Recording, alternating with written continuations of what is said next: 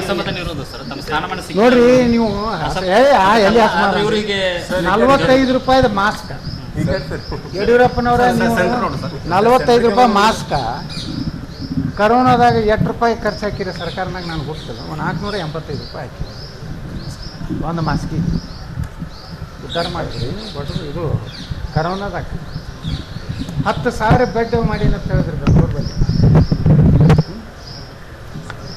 ಆ 10,000 ಬೆಡ್ ಬಾಡಿಗೆ ಇದು ತಲೆ ಇಟ್ಕೋರಿ, ಬಾಡಿಗೆ ಖರೀದಿ ಮಾಡಿದ್ರೆ 2 ಬೆಡ್ ಬರ್ತಿತ್ತು.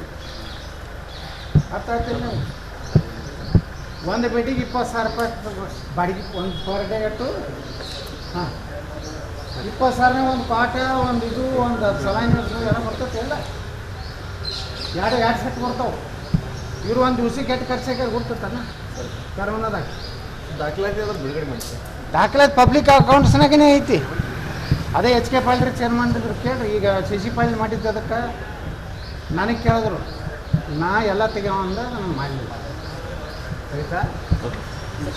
ಎಷ್ಟು 1,000 ಕೋಟಿ ರೂಪಾಯಿ ಹೊಡೆದಾರ ಅದ್ರೊಳಗೆ. 40,000 ಕೋಟಿ ರೂಪಾಯಿ ವ್ಯವಹಾರ ಐತಿ ಕರೋನಾ. ಯಾರು ಬಡ ನೋಡಿರಿ, ಒಂದು ದವಾಖಾನೆಗೆ ಒಂದು ಕರೋನಾ ಪೇಷಂಟ್ಗೆ 8-10 ಲಕ್ಷ ರೂಪಾಯಿ ಬಿಲ್ ಮಾಡ್ಯಾರ. ನಿಮ್ಮ ಸರ್ಕಾರ ಅದೇ ಹೇಳಕತ್ತೀನಿ. ನಮ್ಮ ಸರ್ಕಾರ ಅಂದ್ರೆ ತುಡುಗ್ರೆ ಅಲ್ಲ. ಯಾವ ಸರ್ಕಾರ ಇದ್ರೆ ಭಾರಿ ಹೇಳವಲ್ಲ.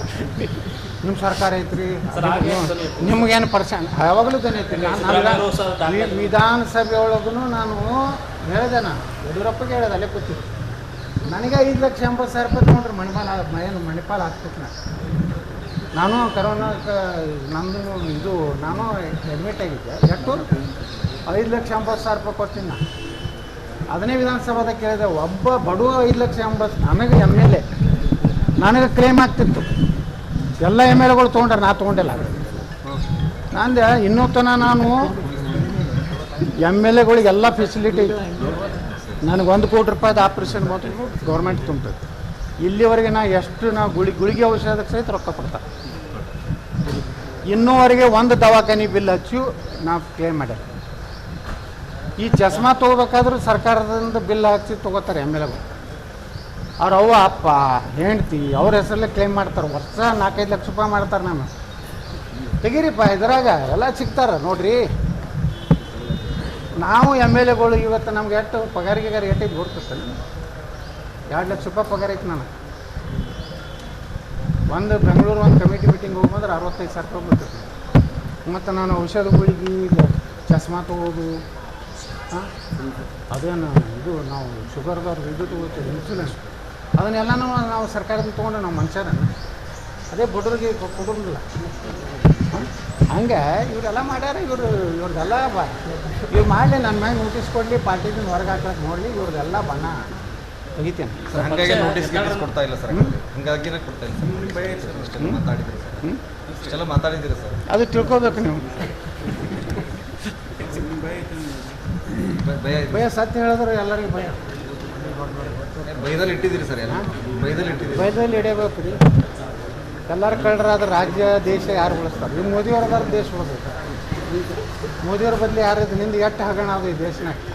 ಕಲ್ಲಿದ್ದಲು ಹಗರಣ, 2G ಹಗರಣ, ಆ ಹಗರಣ, ಈ ಹಗರಣ, ಈ ಒಂದರ ಹಗರಣ ಅಂತ ಮೋದಿಯವ್ರ ಕಾಲಾಗ ನೋಡ್ಲಕತ್ತೀರಿ.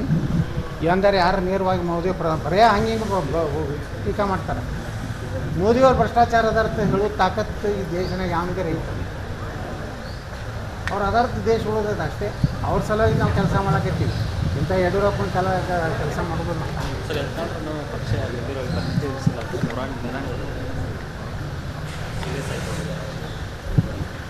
ನೋಡ್ರಿ. ನೀವು ಅಂಥದ್ದು ಪ್ರಶ್ನೆಗಳು ಕೇಳ್ತೀವಿ. ಹೆಂಗೆ ಆಗ್ತಾರ ಎಲ್ಲ ಐತಿ ಮಾಲ. ಏನಾಗಿದೆ ಸರ್? ಮಾಲ ಅಂದ್ರೆ ಎಲ್ಲ ಅರ್ಥ.